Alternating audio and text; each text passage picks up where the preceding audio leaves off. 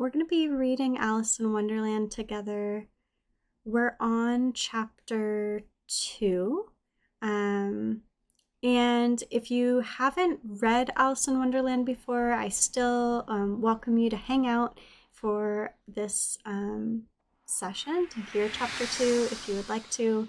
It is right after Alice gets shrunken down for the very first time. She's fallen down the rabbit hole, or really she crawled down the rabbit hole, found herself falling and falling and falling and falling, and then saw a little bottle that said, "Drink me," where she grew very, very, very small. After that, she saw a little snack that said, "Eat me," and she found that that grew her to just the right size for what was next.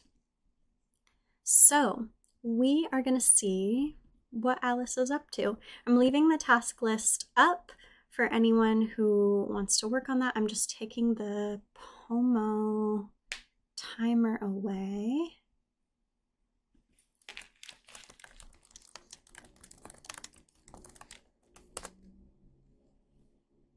Okay. So we're reading from Lewis Carroll's Alice in Wonderland through the Looking Glass. If this is your first time learning about Lewis and Carroll, Lewis and Carroll is a pen name for the author of this book, who, sorry, let me just remember his real name, one sec. He's a mathematician. So C.L. Dodgson, Reverend Charles Dodgson, the person behind the pen name for Lewis Carroll, actually denied knowing who Lewis Carroll was. He was a reverend, he was a mathematician, and he wrote this book under the pen name as he was exploring a new world. And so we get to explore that new world together once a week, one chapter a week. And this week's chapter is actually only 2 pages, so I'm going to go ahead and read chapter 2 and 3. And I'll show you first. I know I'm small here in the corner, but there you can see Alice. She's shrunken down. And chapter 2, The Pool of Tears. "Curiouser and curiouser," cried Alex. She was so much surprised that for the moment she quite forgot how to speak good English. "Now, I'm opening out like the largest telescope that ever was. Goodbye, feet." For when she looked down at her feet, they seemed to be almost out of sight. They were getting so far off. "Oh, my poor little feet. I wonder who will put on your shoes and stockings for you now, dears. I'm sure I shan't be able. I shall be a great deal too far off to trouble myself about you. You must manage the way you can. But I must be kind to them," thought Alice. "Or perhaps they won't walk the way I want to go. Let me see. I'll give them a new pair of boots every Christmas." And she went on planning to herself how she would manage it. They must go by the carrier, she thought. And how funny it'll seem sending presents to one's own feet, and how odd the directions will look. Alice's right foot. Hearthrug near the fender, with Alice's love. Oh dear, what nonsense I'm talking. Just at this moment, her head struck against the roof of the hall. In fact, she was now rather more than 9 feet high, and she at once took up the little golden key and hurried off to the garden door. Poor Alice! It was as much as she could do, lying down on one side to look through into the garden with one eye, but to get through was more hopeless than ever. She sat down and began to cry again. "You ought to be ashamed of yourself," said Alice. "A great girl like you," she might as well say this, "to go on crying in this way. Stop this moment, I tell you." But she went on all the same, shedding gallons of tears, until there was a large pool all around her, about 4 inches deep and reaching half down the hall. After a time, she heard a little pattering of feet in the distance, and she hastily dried her eyes to see what was coming. It was the White Rabbit, returning. Splendidly dressed, with a pair of white kid gloves in one hand and a large fan in the other, he came trotting along in a great hurry, muttering to himself as he came, "Oh, Duchess, the Duchess, oh, won't she be so disappointed if I've kept her waiting?" Alice felt so desperate that she was ready to ask help of anyone. So, when the rabbit came near her, she began in a low, timid voice, "If you please, sir." The rabbit started violently, dropping the white kid gloves and the fan, and scurried away into the darkness as hard as he could go.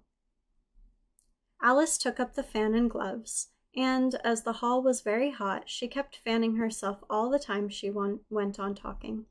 "Dear, dear, how queer everything is today, and yesterday things went on just as usual.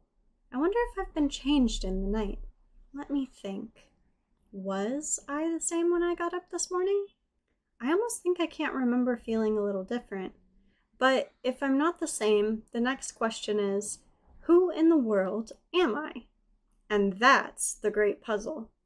And she began thinking over of all the children she knew that were of the same age as herself, to see if she could have been changed for any of them. "I'm sure I'm not Ada," she said, "for her hair goes in such long ringlets, and mine doesn't go in ringlets at all. And I'm sure I can't be Mabel, for I know all sorts of things, and she knows such a very little. Besides, she's she, and I'm I, and oh dear, how puzzling it all is. I'll try if I know all the things I used to know. Let me see. 4 times 5 is 12, and 4 times 6 is 13, and 4 times 7 is... Oh dear, I'll never get to 20 at that rate. However, the multiplication table doesn't signify. Let's try geography. London is the capital of Paris, and Paris is the capital of Rome, and Rome... No, that's all wrong, I'm certain. I must have changed for Mabel. I'll try and say, how doth the little... And she crossed her hands on her lap as if she were saying lessons, and began to repeat it. But her voice sounded hoarse and strange, and the words did not come as they used to. How doth the little crocodile improve his shining tail, and pour the waters of the Nile on every golden scale? How cheerfully he seems to grin, how neatly spreads his claws, and welcomes little fishes in with gently smiling jaws. I'm sure those aren't the right words, said poor Alice, and her eyes filled with tears again as she went on. I must be Mabel after all, and I shall have to go and live in that poky little house and have next to no toys to play with, and oh, ever so many lessons to learn. No, I've made up my mind about it. If I'm Mabel, I'll stay down here. It'll be no use their putting their heads down and saying, "Come up again, dear." I shall only look and say, "Who am I then? Tell me that first, and then, if I like being that person, I'll come up. If not, I'll stay down here till I'm somebody else." But, oh dear, cried Alex with a sudden burst of tears, I do wish they would put their heads down. I'm so very tired of being all alone here. As she said this, she looked down at her hands and was surprised to see that she had put on one of the rabbit's little white kid gloves while she was talking. How can I have done that? She thought. I must be growing small again. She got up and went to the table to measure herself by it, and found that, as nearly as she could guess, she was now about 2 feet high and was going on shrinking rapidly. She soon found out that because of this was the fan she was holding, she dropped it hastily, just in time to save herself from shrinking away altogether. That was a narrow escape, said Alice, and a good deal frightened at the sudden change, but very glad to have found herself still in existence. And now for the garden. And she ran with all speed back to the little door, but alas, the little door was shut again, and the little golden key was lying on the glass table as before, and the things are worse than ever, thought the poor child, for I never was so small as this before, and I declare it's too bad, that it is. And she said those words, her foot slipped, and in another moment, splash, she was up to her chin in salt water. Her first idea was that she had somehow fallen into the sea, and, in that case, I can go back by railway, she said to herself. Alice had been to the seaside once in her life, and had come to the general conclusion that wherever you go to on the English coast, you find a number of bathing machines in the sea. Some children digging in the sand with wooden spades, then a row of lodging houses, and behind them a railway station. However, she soon made out that she was in the pool of tears which she had wept when she was 9 feet high. I wish I hadn't cried so much, said Alice, as she swam about, trying to find her way out. I shall be punished for it now, I suppose, by being drowned in my own tears. That will be a queer thing, to be sure. However, everything is queer today. Just then she heard something splashing about in the pool a little way off, and she swam nearer to make out what it was. At first, she thought it must be a walrus or a hippopotamus.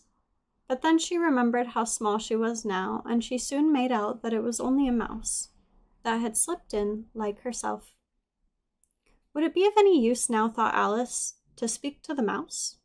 Everything is so out of the way down here, and I should think very likely it can talk.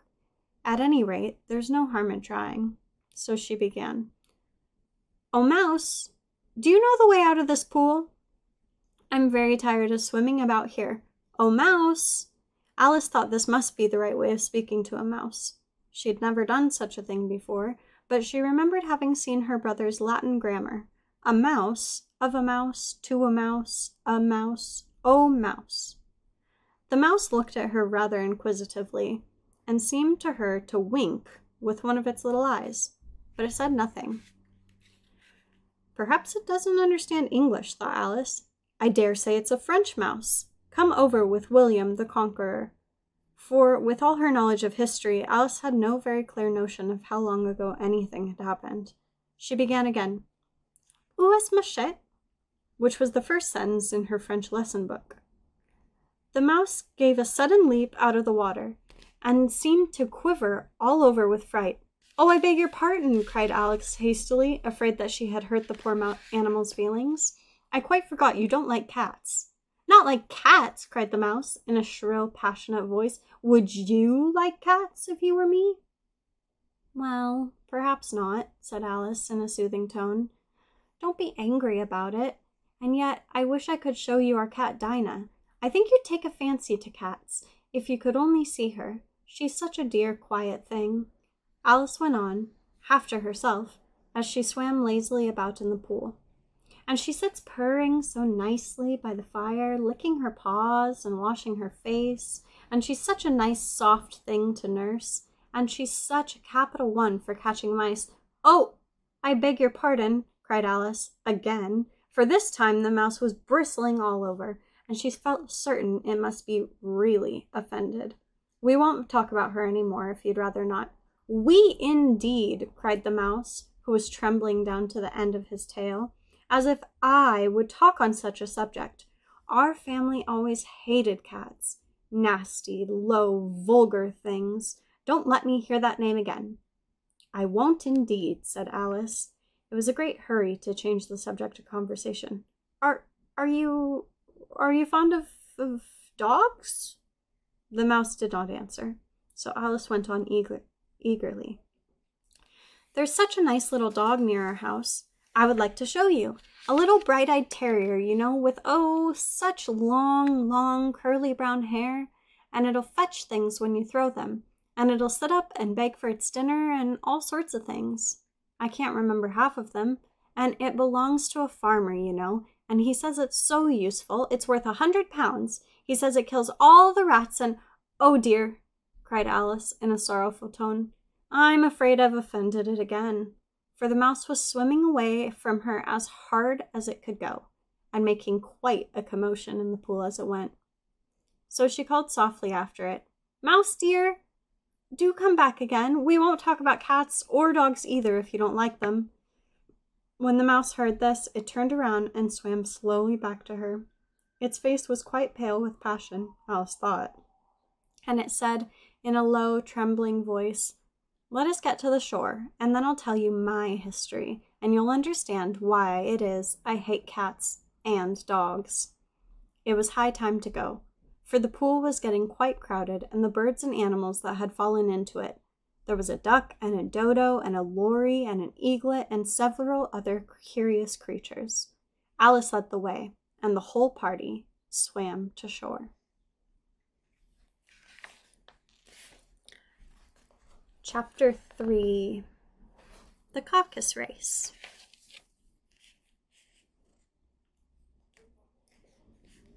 They were indeed a queer-looking party that assembled on the bank. The birds with draggled feathers, the animals with their fur clinging to them, and all the dripping, wet, cross, and uncomfortable. The first question, of course, was how to get dry again. They had a consultation about this, and after a few minutes it seemed quite natural to Alice to find herself talking familiarly with them, as if she'd known them all her life. Indeed, she had quite a long argument with the lory, who at last turned sulky and would only say, "I'm older than you and must know better." And this Alice would not allow, without knowing how old it was, and as the lory positively refused to tell its age, there was no more to be said. At last, the mouse, who seemed to be a person of authority among them, called out, "Sit down, all of you, and listen to me. I'll soon make you dry enough." They all sat down at once, in a very large ring, with the mouse in the middle. Alice kept her eyes anxiously fixed on it, for she felt very sure she would catch a bad cold if she did not get dry very soon. "Ahem," said the mouse, with an important air. "Are you all ready? This is the driest thing I know. Silence all around, if you please. William the Conqueror, whose cause was favored by the Pope, was soon submitted to by the English, who wanted leaders, and had been of late much accustomed to usurpation and conquest. Edwin, the Morcar, the Earls of Mercia, and the Northumbria—" "Ugh!" said the lory with a shiver. "I beg your pardon," said the mouse, frowning very politely. "Did you speak?" "Not I," said the lory hastily. "I thought you did," said the mouse. "I proceed. Edwin, the Morcar, the Earls of Mercia, and Northumbria declared for him, and even Stigand, the patriotic Archbishop of Canterbury, found it advisable—" "Found what?" said the duck. "Found it," the mouse replied, rather crossly. "Of course you know what it means." "I don't know what it means well enough. When I find a thing," said the duck, "it's generally a frog or a worm. The question is, what did the Archbishop find?" The mouse did not notice this question, but just hurriedly went on. "Found it advisable to go with Edgar Atheling to meet William and offer him the crown. William's conduct at first was moderate, but the insolence of his Normans—" "How are you getting on now, my dear?" it continued, turning to Alice as it spoke. "As wet as ever," said Alice, in a melancholy tone.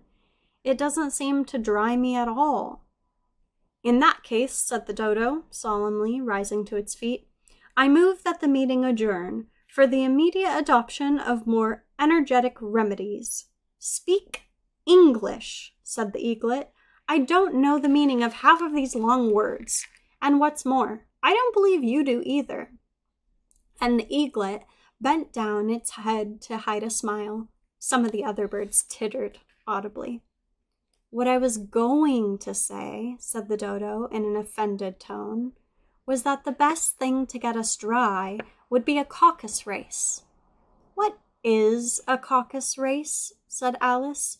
Not that she much wanted to know, but the dodo had paused as if it thought that somebody ought to speak, and no one else seemed inclined to say anything. "Why," said the dodo, "the best way to explain it is to do it. And as you might like to try the thing yourself some winter day, I will tell you how the dodo managed it. First, it marked out a race course in a sort of circle. The exact shape doesn't matter, it said. And then all the party were placed along the course, here and there. There was no 1, 2, 3, and away. But they began running whenever they liked, and left off when they liked, so that it was not easy to know when the race was over. However, when they had been running half an hour or so, and they were quite dry again, the dodo suddenly called out, "The race is over!" And they all crowded around it, panting and asking, But who has won? This question the dodo could not answer without a great deal of thought, and it sat for a long time with one finger pressed on its forehead, the position which you usually see Shakespeare in the pictures of him, while the rest waited in silence. At last the dodo said, "Everybody has won, and all must have prizes." "But who's to give the prizes?" quite a chorus of voices asked. "Why, she, of course," said the dodo, pointing to Alice with one finger, and the whole party at once crowded around her, calling out in a confused way, "Prizes! Prizes!" Alice had no idea what to do, and in despair she put her hand in her pocket and pulled out a box of comfits. Luckily, the salt water had not gotten into it, and handed them around as prizes. There was exactly one apiece, all around. "But she must have a prize herself, you know," said the mouse. "Of course," the dodo replied very gravely. "What else have you got in your pocket?" it went on, turning to Alice. "Only a thimble," said Alice sadly. "Hand it over here," said the dodo. They all crowded around her at once more, while the dodo solemnly presented the thimble, saying, "We beg your acceptance of this elegant thimble." And when it had finished this short speech, they all cheered. Alice thought the whole thing was very absurd. But they all looked so grave that she didn't dare laugh, and as she could not think of anything to say, she simply bowed, took the thimble, looking as solemn as she could. The next thing was to eat the comfits. This caused a lot of noise and confusion, as the large birds complained that they couldn't taste it, and the small ones choked and had to be patted on the back.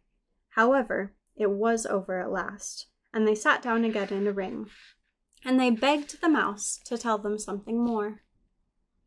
"You promised to tell me your history, you know," said Alice, "and why it is you hate C and D," she added in a whisper, afraid that it would be offended again. "Mine is a long and sad tale," said the mouse, turning to Alice and sighing.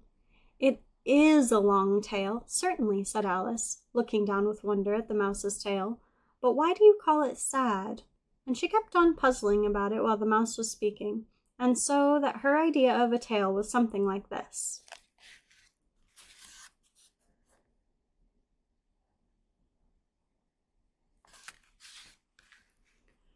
Furry said to a mouse that he met in the house, "Let us both go to law.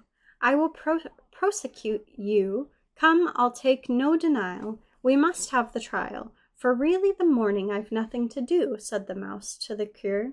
"Such a trial, dear sir, with no jury or judge, would be wasting our breath." "I'll be judge, I'll be jury," said the cunning old furry.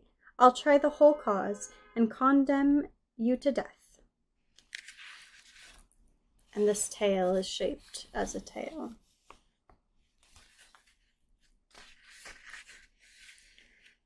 "You are not attending," said the mouse to Alice severely. "What are you thinking of?" "I beg your pardon," said Alice very humbly. "You've got to the fifth bend, I think." "I had not," cried the mouse sharply and very angrily. "A knot," said Alice, always ready to make herself useful and looking anxiously about. "Oh, do let me help undo it." "I shall do nothing of the sort," said the mouse, getting up and walking away. "You insult me by talking such nonsense." "I didn't mean it," pleaded poor Alice, "but you're so easily offended, you know." The mouse only growled in reply. "Please come back and finish your story," Alice called after it, and the others all joined in chorus. "Yes, please do." But the mouse only shook its head impatiently and walked a little quicker. "What a pity it wouldn't stay," sighed the lory, as soon as it was quite out of sight. And an old crab took the opportunity of saying to her daughter, "Ah, my dear, let this be a lesson to you, never to lose your temper." "Hold your tongue, Ma," said the young crab a little snappishly. "You're enough to try to the patience of an oyster." "I wish I had our Dinah here. I know I do," said Alice aloud, addressing nobody in particular. "She'd soon fetch it back." "And who is Dinah, if I might venture to ask the question?" said the Lory. Alice replied eagerly, for she was always ready to talk about her pet. "Dinah's our cat, and she's such a capital one for catching mice. You can't think. And oh, I wish you could see her after the birds. Why, she'll eat a little bird as soon as she'll look at it." This speech caused a remarkable sensation among the party. Some of the birds hurried off at once. One old magpie began wrapping itself up very carefully, remarking, "I really must be getting home. The night air doesn't suit my throat." And a canary called out in a trembling voice to its children, "Come away, my dears. It's high time you were all in bed." On various pretexts, they all moved off, and Alice was left alone. "I wish I hadn't mentioned Dinah," she said to herself in a melancholy tone. "Nobody seems to like her down here, and I'm sure she's the best cat in the world. Oh, my dear Dinah, I wonder if I shall ever see you any more." And here poor Alice began to cry again, for now she felt very lonely and low-spirited.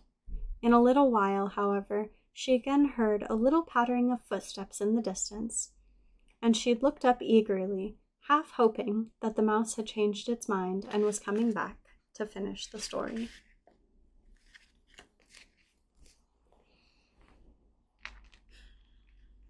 And this is the end of chapter 3. Thank you so much for being here and for exploring Alice in Wonderland's adventures with us. This is a classic. It's public domain, so you can find Alice in Wonderland all over the internet, in many, many used bookstores, in most libraries. It's one of my favorite books. I always take it with me when I'm traveling. I like to have a familiar read.